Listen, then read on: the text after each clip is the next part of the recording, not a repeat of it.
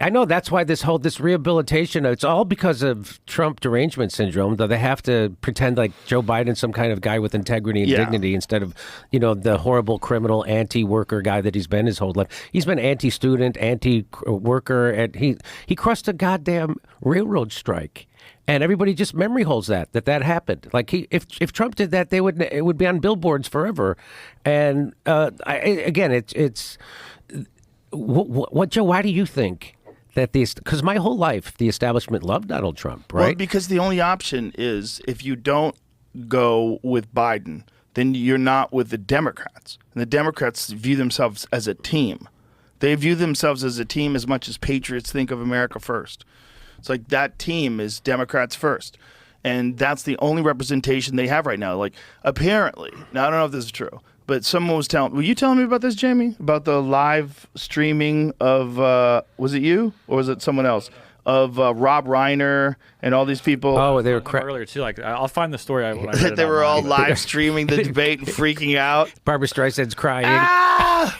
These people are deranged. These people are no different than the Manson family in that they are in a cult. Yeah. They're locked into this ideology. It's not as bad as the Manson family, but it's clearly a cult. It's an ideological cult where you're not willing to go against any of the doctrines of the cult.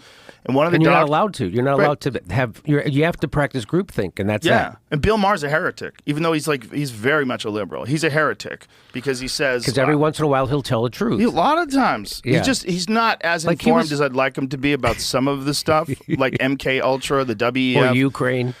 Well, I don't know what he knows about Ukraine, but he hates Donald Trump. But I think I couldn't figure it out on the podcast. Like, he wouldn't even have a rational discussion as to why he hates him. He's crazy. Yeah. But the thing I found out that he was sued by Donald Trump. Yes. So that's probably it. Because when he said that he was an orangutan. And so he sued him. Hollywood's debate watch party with Rob Reiner. Jane Fonda ended in shouts and tears. That should have been fuck Keeping Up with the Kardashians. That should be the real and that's what you reality get. show. And I say good for you. That's what you get for fucking lying. They've all lied.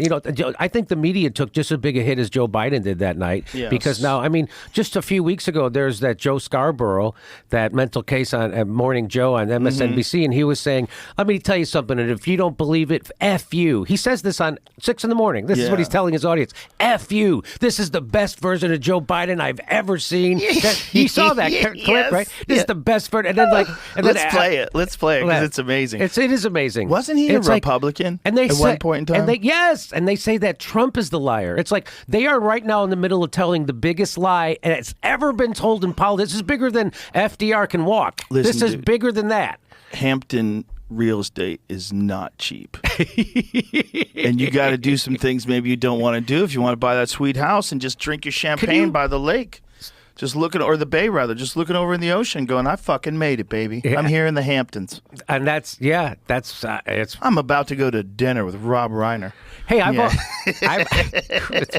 I've always said, hey, I don't know if I'm better or worse than those people, but, I've never no one ever made an offer to buy me out. So I don't know how I would react. I don't think it's a buyout or a sellout thing, man. That's a thing that people think. I think what happens is you get locked into a cult. And then I think also you get invited to things with important people. And that 100% will shape the way you talk about stuff.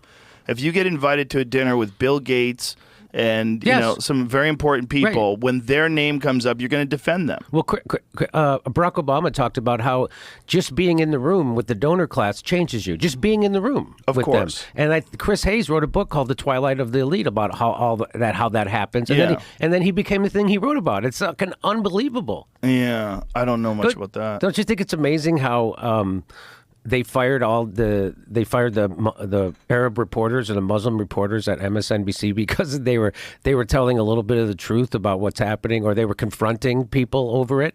And you have to have one narrative, and that's it. And then but none of the They're supposed to stand up for these. Why didn't Rachel Maddow say something? Why didn't Chris Hayes? None of them said anything. None of them, fake tough guy Lawrence O'Donnell, none of them said anything. They just, okay, well, keep your head down and keep taking it.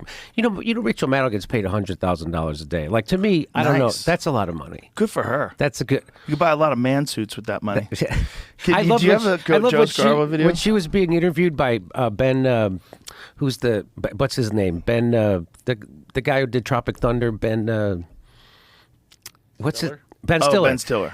They were wearing the exact same suit. Of course. Of course.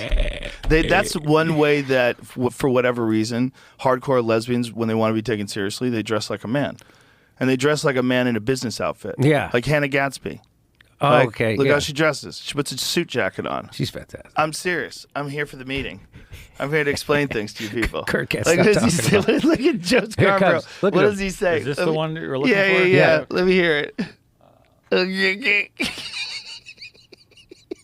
Start your tape right now, because I'm about to tell you the truth. And F you if you can't handle the truth. At 6 in the morning. At 6 in the morning. F you. This version of Biden, intellectually, analytically, is the best Biden ever. Not a close second. I've known him Not for a close years. second. The Brzezinskis have known him for 50 years. And we're If all it weren't fucking the liars. truth, I wouldn't say it. And these people say that Trump's a liar. That's I mean, Trump's a huge bullshitter for sure, but we're in a Coen Brothers movie. This is unbelievable. And so, can you imagine the people? I don't know how many people watch that show, but 45 people. Can you imagine still tuning in after that? Yes. I would fucking wake and bake and let's go. Tell me about the world, Joe. Well, I used to watch. Before I went to sleep, I used to I would be up. I used to be a night owl when I was just a comedian before my show, and so I would wait till 3 in the morning. I'd be up late. I'm like, oh, I can wait. I can watch Joe Scarborough before I go to bed, Morning Joe. So, and the joke I used to do is I watch it before I go to bed because I like to go to bed angry, and I don't know how anybody could watch that again after that. How could you and have any self-respect unless it's you're high and you're enjoying it to laugh You at. have to be